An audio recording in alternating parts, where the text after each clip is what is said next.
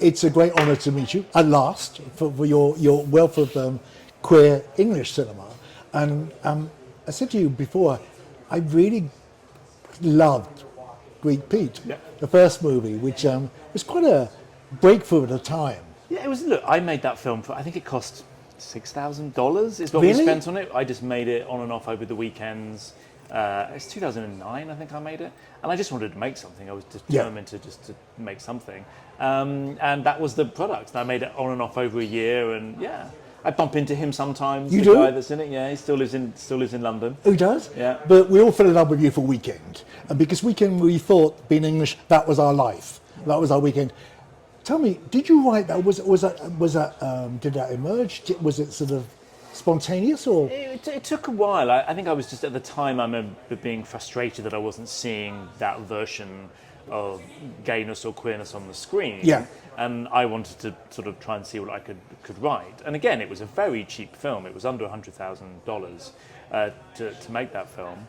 It did very well critically. Did it do well commercially? Look, it made its budget, but I think it's lasted. I think, which is the main thing. Like, people still see it, and it got released on Criterion over in the US. Oh, good. In the end, so it still exists in the world in a way, and people talk about that film, and it's over 10 years ago now, but people still respond to it. So no, it was a good because thing we used to. I think I don't know how old I was at the time, but I was thinking I could do that for the weekend. But Looking, we loved. And who stopped it? The Americans? In the end, didn't get enough viewing figures, and in the end, that's so what it weird. becomes about. And it was hard in those days because Now, tell me when that was. I've forgotten. It's 2013 to 2015, so it came after Weekend, and I directed the pilot and then stayed on and was kind of worked on it from then. But it just we didn't get the viewing figures, and HBO, especially at that time, they only have a number of shows they can do per year. And it wasn't getting enough viewing figures, and people seem to like it, and but just we couldn't. It's so weird because I follow that with even Netflix cut off things that we love and we think are really good and just disappear. Yeah, but it's a weird thing. Even shows that you think have quite a lot of like cultural relevance and people are talking about them, it doesn't mean actually people are watching them or enough people are watching them, and that's the problem. And I think with a lot of, especially with queer stuff, the viewing figures are always small, or usually always small. But maybe I'm paranoid, but I noticed with your latest one and the other films, there's so few of them get nominations for mainstream awards, and Andrew Scott deserved one. Yeah, look, I mean, it never surprises me. Is there still homophobia, or am I imagining that? I think it's about choices, and so when people have a lot of choices and they have to watch a lot of films, they maybe don't choose the one about queer subject matter first if they are straight. But we looked at all the possibilities, and there was not one in the list there at all. Yeah, no, nothing. All I can do as a filmmaker is make the film. Yeah, I know. You don't make it for awards. And you put it out there, and when it gets recognition, you're like, great, this is amazing. People are recognising it. But he deserved. Both of them deserved. He absolutely deserved it. It was a wonderful performance. Yeah, he absolutely. I'm interested though that you got the script and where you get scripts on, because this is based on a Japanese book. Yeah, Japanese book. How on earth do you do with Someone sent me the book, and it's the film is so different from the book. It's such a, there's no queer characters in the book or anything. It's definitely a big change from that book. But I just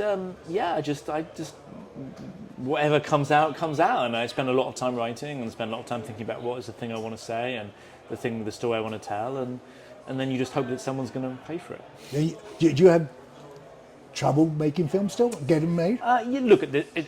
I think it's always difficult. Budgets are going up and up and up, and they're getting more and more expensive, and people aren't going to the cinema like they used to. So unless you're making massive films, which even then people don't necessarily go to the cinema, it's hard. It's hard to, and it's going to get harder and harder and harder. But this is doing well. All of Us Strangers. Yeah, it did well. It did good. It's definitely it's broken through whatever that bubble is. Good. That people recognise that it exists. So it's a mainstream movie. Thing. Exactly. Okay, and I was shocked at the breadth of your work because I'm a big Pet Shop Boys fan, and you've just done a great. I just did a Pet Shop Boys video. I know, with Russell and Tracy Emin in there. Yeah. It was really great, and I'm thinking, oh God, I'm maybe not that old if the Pet Shop Boys are still around. They've been around 40 years. 40 years, and I've loved them since I was a teenager. Before I was a teenager. So it's nice that you can do fun projects as well. Yeah, exactly, and it's something that I'd always wanted to do it. And so when I was got asked to do it, I'm like, well, this is a little bit of a dream come true. It's Yeah. a one-day shoot, and you get hang out with them, and it was amazing. I don't know where you live now, but I know that this is emergence now of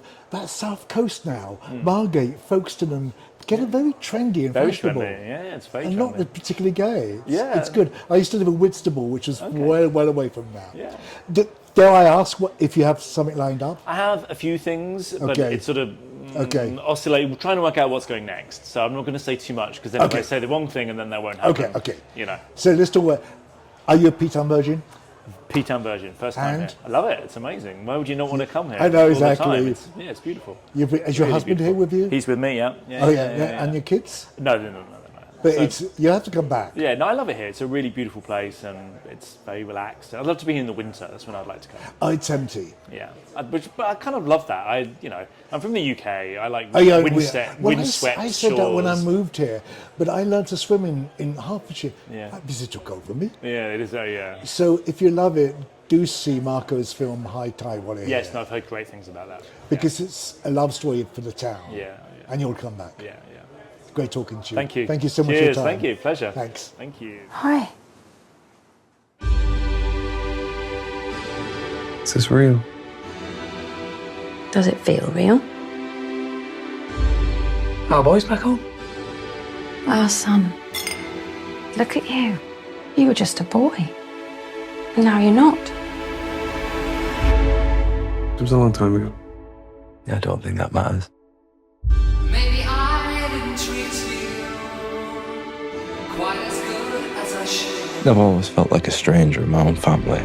Maybe I didn't love you You're always scared of something. quite as often as I could. Always running away. Do you remember? Little things I should have said and done. Sorry I never came in your room when you were crying. I never took the time. It's funny, it doesn't take much You were always on my mind. to make you feel the way you felt. Back there again.